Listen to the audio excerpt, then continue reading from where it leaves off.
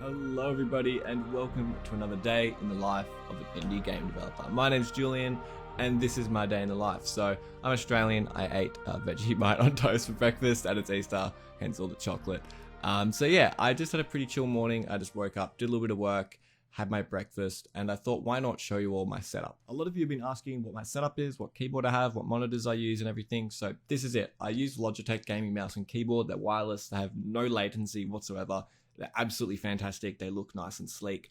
I've had this Blue Yeti mic for a very long time, which you can hear me using right now. Ever since I first started YouTube, I've used the mic, so it looks a bit gross. And I've got sort of a custom built PC that I built.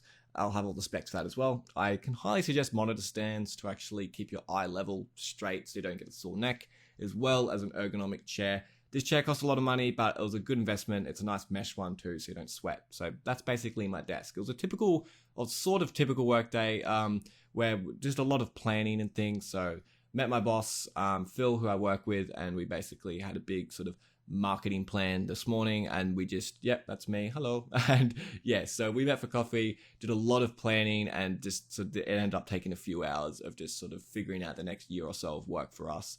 And then had some lunch and we went back to work. I work as a marketing director right in the middle of Brisbane City. So pretty packed day. And then when I got home, straight into game design. Okay, so this is my recording from later in the night. I worked a bit past this recording as well. So I'll keep you up to date and catch you up with everything straight after speed recording. And I'll run you through exactly all the progress that I've made on my game in the past week, which has been a lot. I've done a lot. It feels really good to make a lot of progress. So I can't wait to show you all. But basically what you can see me work on in this specific recording is refining the building system. I get rid of a few bugs and just sort of optimize some things. And mainly something I needed to do for a while is basically just turn off all the invisible colliders and all the parts of the build objects that I'm not using when I don't need them.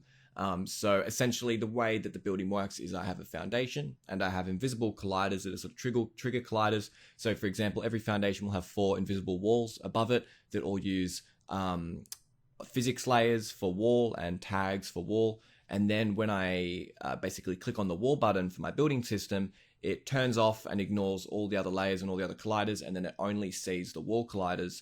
And then when I hover over and raycast over one of those wall colliders, then it snaps that sort of ghost object, that sort of silhouette that you can see to that position. And then when I click, it instantiates and actually creates that wall to that specific position. And it's like that for all the different objects. Some of the things like the staircases and things that actually move and change depending on what angle you use, a little bit different.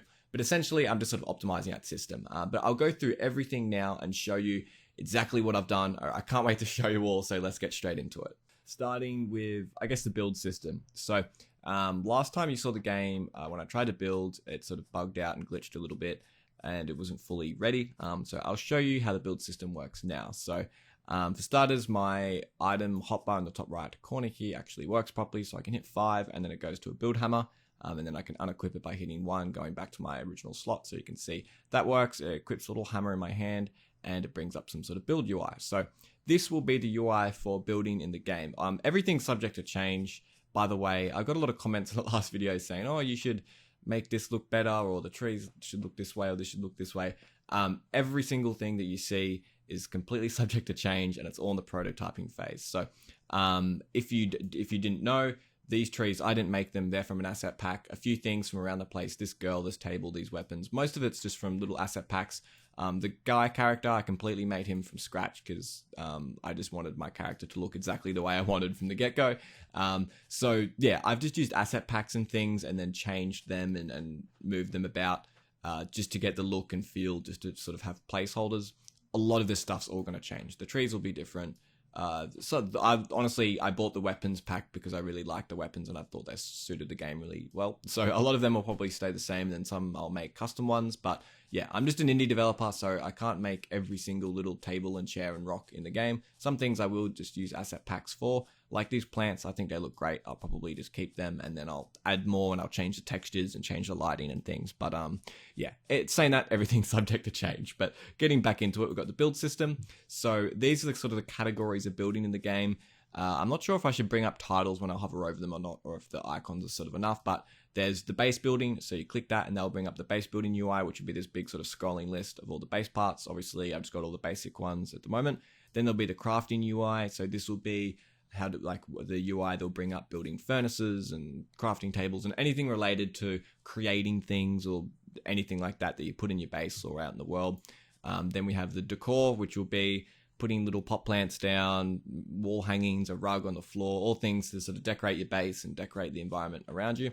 And then there'll be sort of the island one. So this little flag will be things that you put down in the world environment. So you could put torches and lights down in the ground around you. You'll be able to place watchtowers on the beach and other things to sort of manipulate your island and sort of fortify your whole island. So yeah, they're all basically similar. They're just a way to categorize them. But for now, all I have hooked up is the building system. So you can actually see the sun setting because there's a full day and night cycle in the game. So we might even build into the night.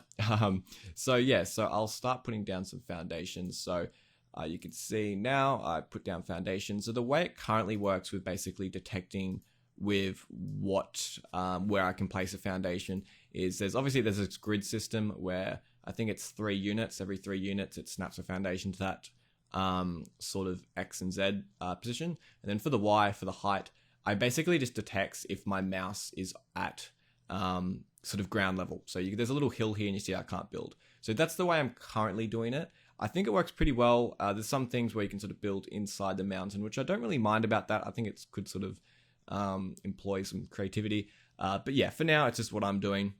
So I'm going to build some parts and everything works. So obviously, even then, all of this is up to change. So I just made some funny little animations for things. I've just made some random wood parts. All these I made myself, all the building parts, but they're not too amazing. They're just building parts. And all the wall hiders and things work sort of. So you can see some of these poles are sticking through and then that just sort of fixes itself after a little bit. But yeah, basically I can walk into the base. The walls go opaque when I walk inside and they sort of fade in and fade out and animate. The ceiling turns off and then when I walk up, the ceiling turns back on and all those walls turn back on. It's pretty much fully working for the most part. I can only place stairs on the foundations. I can't place them on the ceilings. I can place walls down, but then I can't place any more ceilings. So all the buildings would just be one level. But that's sort of it. So basically you'll have one level down below. 2 levels, I guess, or a ground level and a first level. So you'll essentially have all your base, everything down below, and then you have sort of like a rooftop where you'll be able to place railings and some walls, and then like a roof and stuff like that. So all the bases will be this tall. Yeah. So that's the basic sort of base building, I guess. What's to come is I'm going to include some hover UI. So you hover over a wall in the build mode, only when you're in the build mode with your hammer out. So if I put my hammer out and hit 5 on my keyboard, then if I hover over something, it'll basically bring up sort of like a highlight around that wall. And then it will have like a little button to destroy or remove that wall, and then a little button to upgrade that wall. So I can upgrade it to stone or this or that to possibly change the color and things like that. So you'll be able to modify and change all of the building parts within the world. So yeah, this will be your base. So basically the way the building system works is you'll create a base in the world. This island is your home, and you create a base. There'll be enemies that will try and attack your base and try and tear it down. And this is where you'll keep your items and things. This is where you'll have your furnace. You'll get to regenerate health and feel safe and have a little bed in here. And you get to customize it and make it your own little home. And then at night, enemies will come out and try and kill you. So yeah, that's the basic thing. So sun setting looks pretty nice. So all of the weapon systems fully hooked up. So I guess you guys saw this last time, but I can buy all the weapons and equip them. It all works, and you can see some UI in the bottom right where it actually says what gets taken away and what gets added. So now there's proper sort of UI notifications. So if I knock down this tree and pick up these wood blocks, you can see all that wood's popping up in the top right hand corner. And now I also have a proper inventory. So if I hit tab, it brings up my inventory. So you can see I've got wood and stone, and if I hover over them, it brings up little tooltips and explains some things about them.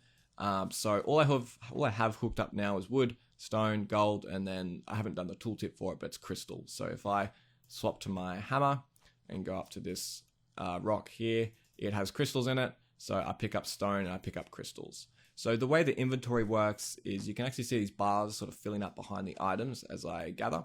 So you'll be able to upgrade your inventory in the game. So you can see these bars are basically how full it is. So if I can see my wood here, it's at 15. And if I go over the wood, when I pick up wood, the bar slowly fills up. So different items will have different sort of thresholds of what you can carry by default.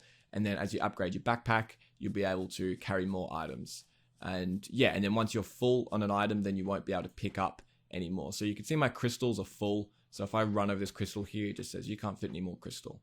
And then if I go to pick up stone, I'll be able to pick up as many that can fill my inventory until I can't pick any more up, and then I can't pick them up, and it just spams the screen. So yeah, and yeah, so a lot of it was just sort of, I've been working on logic and how all the different things work for items. So yeah, if you know, if you're full on an item, what happens if this happens and whatnot. But that's all hooked up. It all works really well. The next thing is level switching. So I've added in level switching and sort of like singletons for my characters and whatnot. So if I go into here, usually it switches the level. It seems to have done something. I feel like, I don't know if the game's crashed or if it's paused. Okay, so somehow I managed to crash the game. I guess there's some sort of bug or something. I'm not sure. It's never done that before. But yeah, back to the level switching. If I walk into the cave, it loads the cave level, which is just this random little, just sort of, I just made some objects and just put them in a room just to signify a cave. And if I walk back in here, it loads me back into the main world. So the way this all works is I basically created, I guess, sort of singletons. So if you don't know how singletons work, basically, there can only be one player that ever exists at a time. So when I load into this level, it doesn't destroy the player when I load in. And if there's another, so technically the player still exists in the previous scene that I just came from. So when I load back into that scene, it checks if anything else exists and it deletes it if it does. So there will only ever be one player and one sword and one backpack. And it keeps all the data. So if I sort of lower my health, like you can see my health bar going down at the bottom of the screen, and then I go into the cave, my health bar stays low. And then I go back into this world, my health bar stays at. So I can now sort of keep data in between scenes, and that works. Obviously, I haven't really done anything with it yet. I've just sort of set it all up and set up the sort of the don't destroy on load objects that I wanted to set up. So yeah, that's most of it. Look, that's pretty much everything. It involves a lot more than what I've done. Tons of bug fixing and tons of other little things that just a bit too hard to sort of show in this quick video. But yeah, everything basically just works well now. There's a lot less bugs and problems. All of the crafting and everything fully works. All the inventory works. It, you know, deducts and takes items and adds it all. I've sort of got like a big system. When I build, it removes wood and things from my inventory too. You can see my wood going down when I'm building. And when I build walls, you can see the wood going down. So all of this works. It's all hooked up. The building currently doesn't really have any bugs, which is nice. I've hooked up UI for everything. But yeah, so look, give me some feedback. This is why I make these videos. If you have any suggestions or anything so far, I would absolutely love to hear what you all have to say. And yeah, just one little sort of advice is don't be too critical with everything visual, because right now I'm just creating all the systems for the game. I'm creating, you know, the player, the movement system, the inventory, the items, all the systems that are going to make the game work. And once those systems are finished and completed to their sort of the stage that they're at now, then I will start actually creating the game. So this island isn't the final island. None of the trees, nothing are final. Like nothing you see is final. The lighting will change. The shadows will change. The water might change. All sorts of things are going to change. This is just a little sort of test scene that I've built just to be able to create those mechanics and see how they work. But yeah, so again, thanks everyone for watching. I really, really appreciate all the feedback and just all the positivity everyone's been giving me in the comments. It feels really, really good. And I can't wait to sort of take you all on this journey with me creating this game. And yeah, like I said before, please give me any feedback. I'd love to hear everyone's criticism. I won't at all ever get offended or annoyed by people saying negative things or positive things or whatever. Feel free to say whatever you'd like. That's why I post these videos publicly, as because I very much appreciate what anyone has to say, because no matter what you say, unless you're just, you know, sort of taking the piss on purpose, no matter what you have to say, it's I can build upon it and I can do something with that, and it's valued. So, as always, I hope you have an amazing day, everybody. It's been Julian or Flow Graphics here. See ya.